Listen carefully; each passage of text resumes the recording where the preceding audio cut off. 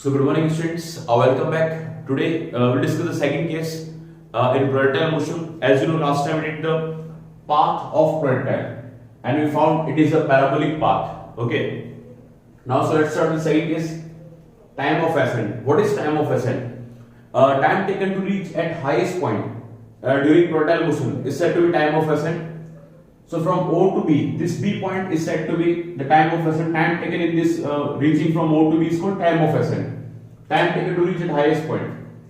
For that we will use the first equation of motion, V equals to U plus AT. This is a vertical, so we convert the equation of y-axis. So V become Vy, U become Uy, A become Ay.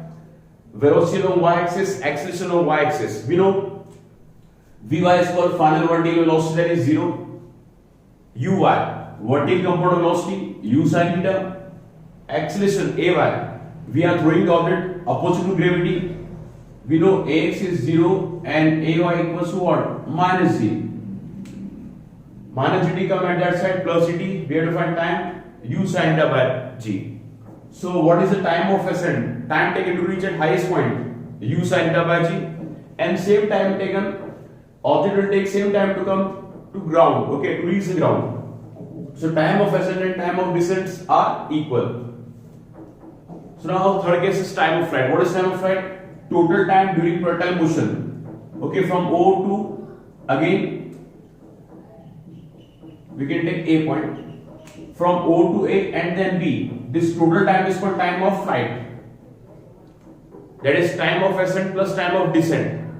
Time of ascent, time taken to reach highest point, and time of descent is time taken to reach to the ground from the highest point. T and T, that become 2T. What is time? That we found U sin theta by G, put here. So time of flight will come 2U sin theta by G. Okay students? Now students, the fourth case is height, this maximum height. That is the distance, so we'll use second equation motion, S equals to T plus half AT square. That is the vertical, so we'll convert the equation of y-axis. S become Sy, U become Uy, A become Ay. Sy, distance along y-axis is what? That is height, h. Uy, vertical component of velocity, U sin theta. Time just we found in previous case, time of ascent, U sin theta by g. Ay is minus g, t square, so U square sin square theta by g square, time of ascent.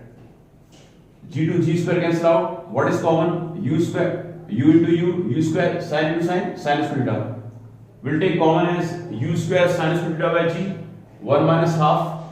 So half. So it become h equals to U square sin square theta by 2g. This is the maximum height attained by the projectile motion. Okay students? Now students will discuss range. What is range? Maximum horizontal distance traveled by projectile during its projectile motion along x-axis is said to be range. O to B, this straight distance is said to be range. This is distance we use second equation motion, S equals to T plus half AT square. Range is horizontally, so we'll convert the equation of x-axis, Sx, Ux, Ax. Distance along x-axis, velocity along x-axis, axis along x-axis. Sx, distance along s-axis is what? That is range. Horizontal component velocity, U cos theta, and T. This one will take total time, time of flight, capital T. Ax 0, so that portion become 0. What is time of flight? 2U sin theta by g, just we did in previous.